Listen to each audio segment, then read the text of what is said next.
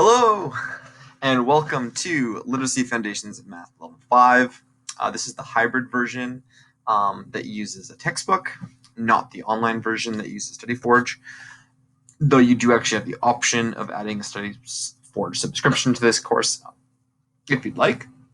I am Mr. Kushma, and I'll be your guide throughout this course, and I'm excited. So if you didn't know,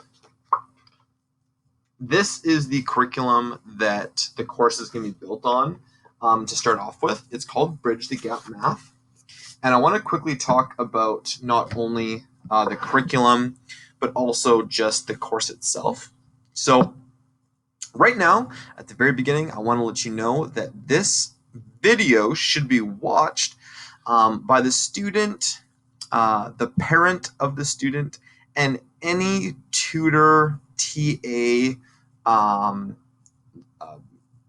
SE teacher type thing that a student will be requiring help from throughout this course. I want everyone to be on the same page, everyone to have the same information, and it'll ensure a smooth sailing as we move forward.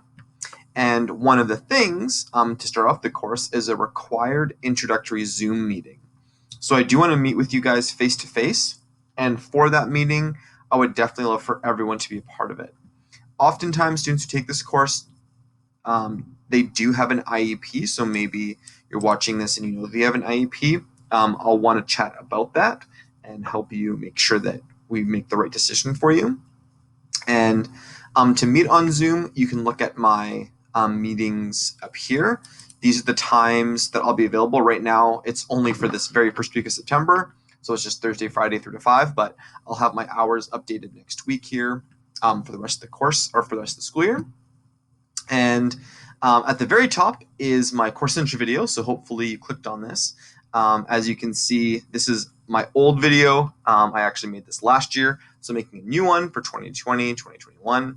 My hair's a little bit longer now compared to that. I'm just looking at it. And yeah. So my contact information is up here. You can contact me via email anytime, and I'll try to get back to you by the next business day. So I'm not usually working on the weekends. I try to make that family time. But throughout the week, I'll get back to you. And then if you do want to meet with me face to face, you can download Zoom. You can add me as a contact here through either a student or parent Zoom account. And then, yeah, you can message me during my office hours, and then I can help you out. So I want to quickly talk about the course rationale first, because that sort of sets the stage for why this course was created in the first place. So this course is technically actually a grade 10 course, but anyone basically from grade 7 to grade 12 can take it. It is a course that they designed specifically to help students build up their confidence in math. So the students who are in this course generally follow one of two pathways. Either you're a high school student in grade 10 to 12 that is struggling in math and needs some help, or you are a grade 7 to 9 student that is just trying to get caught up and knows that you're probably going to end up in the Workplace Math 10 course.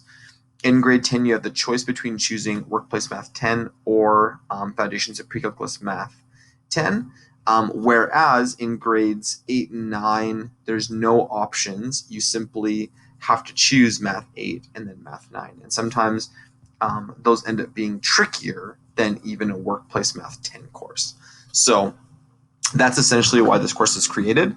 However, another thing to note is this course does not count towards graduation credit. So it is not going to show up on a transcript. It is just for building skills. So that's an important thing, that if you're in the grad program and you're looking to build your credits, this one is not going to be a course that does do that. However, this is going to get you ready to take your Workplace Math 10 and Workplace Math 11 in the future courses. So there is a formula sheet. which you're going to want to have printed off. It has some things about like area and volume for that chapter, and that's pretty much all that you'll need. But you can print that off. And then the only other thing that you'll need is to decide, whether or not you want StudyForge. So StudyForge is $30, and it's a subscription to our videos. You need to message me and let me know that you want it. Not all families want it. It's an online video subscription, and I have a little video here that you can watch. So my first piece of homework, I guess, is watching this video. It's just 2 minutes. And if you do decide that you want StudyForge to help supplement your year, let me know and I can help that with you, or help you with that. So this course will involve printing things off and scanning things in. So in order to do that, you need to make sure that you have a printer and a scanner, or maybe just have like a smartphone and you can do cam scanner. That's also a great one. But your second piece of homework is to watch these additional 2 videos. They're like a minute or 2 each. This is the long video. Sorry it's so long, but it's just got lots of information. But these are videos you can watch afterwards that just show you how to do things. Now, curriculum has changed this year. This is actually the reason why I'm making a new video, because in the past we had more funds allotted to families, and you were simply able to go and use your PO number in order to purchase this book. So in order to purchase this book, you actually have to email the writer, who is Lori Beesting, and she'll get it sorted out for you. However, and you can use this is the email to get a hold of them. In order to pay for this, no, I don't want that. With your PO funds, you need to have funds available. And right now our funding got cut so hard that might not be the best option there for us. So what I would say is, if you need to purchase this out of pocket, it's the same thing. You contact Bridge the Gap Math, but you just have to pay with it using your credit card. So if you have funds, you can use your PO number, and your PO number can be found in NCOM. If you log into the parent NCOM, and then you look at your students, you'll have a PO number there. This is just a student that I looked up and pixelated out. But yeah, this book, I want to talk about this book for a little bit, is actually not the only curriculum that you're going to be using throughout the course. However, it is going to be your guide. And I actually love that on the side, she wrote it is a parent-student, I don't know if you can say that, parent-student handbook. So this is for both, mom and dad and kiddo to be able to go through. And it's for students trying to, build up their math confidence. It's definitely not the entire course. There's additional work. She doesn't really tackle algebra in any way, shape, or form. So that's definitely the big chapter that students have to work on in order to make it into future courses. So I'll talk about that in a little bit. But to get started, you do need to have the book. You need to go through it. You can take a look. I actually scanned a couple of the pages. This is just this is the front page, the table of contents, and a little bit of the lessons that you're going to want to focus on. You don't technically need to do all of it. In Unit 4, she goes through the times tables, and that's not something that I really need you to do. However, the square numbers, square roots, and cubing and stuff, that is all really important, and you should do that. But yeah, at the very beginning, there's also the welcome and philosophy from the author, guidance for use in getting started. This is important. So parents, TAs, whoever's going to be helping out in the course, you need to make sure that you read this, because, for instance, on a page, when you're doing it, on one side, I guess all of the odd numbers. So all the odd numbers will have a lesson, And then on the even numbers on the other side is a little test to go over. And how you complete the test is you have to cover up the answers that are on the far right side. So you need like another book, or you need a ruler or something to block out the answers. And then you push them away as you go through and are getting through the answers to see if you got them right or wrong. So that's an important thing for you to note, that you do have to complete it in that format. All right. So now let's talk a little bit more about the rationale of the course. So, however you ended up in this course, I am excited to help you, make it through your math. One thing that I want to make clear is that I really do not care what grade you get in this course. This course is not about marks, because like I said, it's not going to be going into transcript. What it is about, though, is it's about making sure that you've built the confidence and the skills necessary to be successful later. So this is the hybrid level 5 course. There's also a hybrid level 6 course that I'm currently in the works of making. It's not fully completed yet. It doesn't use a workbook like this one. It uses a couple of different resources, but I just want to let you know that there is a level 6 version of this course after. So level 5 is essentially what I would consider workplace math 8. And level 6 could be considered like workplace math 9. It doesn't include some of the crazy things like polynomials that's in math 9 that makes it a real struggle for students. So I like that. So basically what you'll note is that because this course is more about building your skills and not about grades, I have a very fluid look at how you actually complete the course. So I'm going to scroll down to a chapter. So each chapter is completed, there's units in her Bridge the Gap math. There's 4 of them. So you complete the units, you submit your tests. The tests are just for completion marks. So I don't actually need to know what grade you got. I'm just looking to see that you did complete all of Unit 1, that you did complete all of Unit 2, that you did complete all of Unit 3 and 4 in the Bridge the Gap math program. Once that I've seen that's done, perfect. I'm happy. You can move forward and try my Chapter 1 challenge. So the challenge is how I test to see if you know the content, and you won't be able to print it off and complete it until you've completed your introductory Zoom meeting with me, and you'll be able to do that soon. You'll be able to submit your Unit 1 challenge here, and also your test submissions here.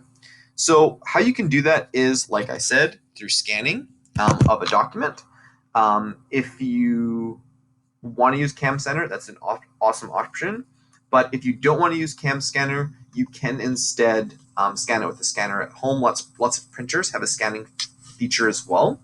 And what you'll do is you'll go into here and you'll hit Add Submission. So when you hit Add Submission, you can drag and drop something right in there. So something like a PDF here, or I've got a Microsoft Word here. Boop. On the flip side, if you don't want to do that, you can actually just click here and then you can choose a file, and then it'll open up all the files on your computer. So once you submit this here, then I'll mark it. I'll know, hey, this student has completed something. I need to go and make sure that it gets marked. So I will mark it in here. Then you can come back into this hand-in box and you'll find the feedback. So I will provide feedback, but I need to make sure that you completed it first. So just be aware that that is how I will be able to see it. If I do not, if you do not submit it into here, I did not get it. So don't email it to me. Make sure that it goes in there. If you're ever wondering what your grades are in the course, though, you can toggle here and then go to your grades. And that's going to show you how you're doing in the course so far. All right. So, like I said, there's the 4 units from the book. But then it says the remainder units in this course are through unit resources. So there's actually additional things that you're going to be printing off that aren't a part of the book. So there's an additional unit on circles and volume. There's an additional one on algebra and graphing, and there's an additional one on statistics and probability. And so you can print off these resources, go through them. Like I said, it's just for learning. It's not really for grades. I'm just looking to see that you're going through and learning the content, and then you complete the challenge. And the challenge is here. So one of the things that I want to talk about is that this course is very open-ended. I'm actually not a stickler on this. If you are in this course and you're in chapter 1, unit 1 on number, and you're like, I do struggle with math, but I don't struggle with math that much. This unit 1 is way too easy. Then you can actually just skip right to the unit 1 challenge. So this is why I want TAs, parents, a part of this meeting and watching this video, because if you're realizing that your child is probably fine with the unit they're working on, don't go through and do the entire unit. You're going to end up wasting so much time on something that you already understand. Go to the unit challenge at the end, take a look at it, try it out, move forward. If you can pass that, you're laughing, you can move forward. Maybe fractions and decimals are a little bit tougher though, and you are going to need to do this entire chapter and not do that. But then, maybe you get to exponents, and maybe you've learned about exponents, some way, shape, or form in your life. So you decide to go and do the unit challenge ahead of time, and you don't even do the unit. I am okay with that. So that goes for all the chapters. Most likely, you're going to end up in this course, and the only chapter that would be easy would probably be unit 1 on number, maybe unit 2 with fraction, decimals, and percentages, but I'm assuming that the rest of them are going to be tricky. And ultimately, the end goal of this course is for you, we're going to go here, to be slowly building up the skills for math skills for Workplace Math 10. So I teach Workplace Math 10. I've taught it for a number of years now. And these are the things that I'm looking to see that a student can be successful in. Adding, subtracting, multiplying, and dividing, fraction, decimals, and integers. Integers are like whole numbers. I want you to have an understanding of percents. I want you to be able to do simple algebra that only involves 2 steps. I want you to know exponents, specifically squared and cubed. I don't care about the rest of them. And I also want you to know about square root, actually. BEDMAS, what brackets, exponents, division, multiplying, addition, and subtraction is. The ability to calculate area and perimeter, understanding the coordinate plane, x and y. I did that backwards, x, sorry, and y. And then very basic financial literacy, so that you understand that when you're working with money, you always go to the second decimal place, which is the penny, so like 35 cents. And then knowing about right angle triangles a little bit, about Pythagoras. So some of these you'll learn in Literacy Foundations Level 5. Some of these you'll learn in Literacy Foundations Level 6. And I also want to let you know that students can, in some cases, actually skip right from Literacy Foundations Level 5 into Workplace Math 10. I have seen it happen. Or sometimes you'll skip at a certain point and go into Literacy Foundations Level 6 and then skip into Workplace Math 11 or Math 10 from there. So there's definitely a lot of different options for students. And just know that I am the guide along this whole way. I navigate students towards the end goal of ultimately getting to Workplace Math 11 most times, which is the required graduation math, which is great. So hopefully this has been a good guide to get you started. I do look really forward to meeting you guys in person. That is going to be the best, and then I can get you guys set up and hopefully answer any questions that you have. So thank you for watching the video. Go and do your homework, and I will chat with you very soon.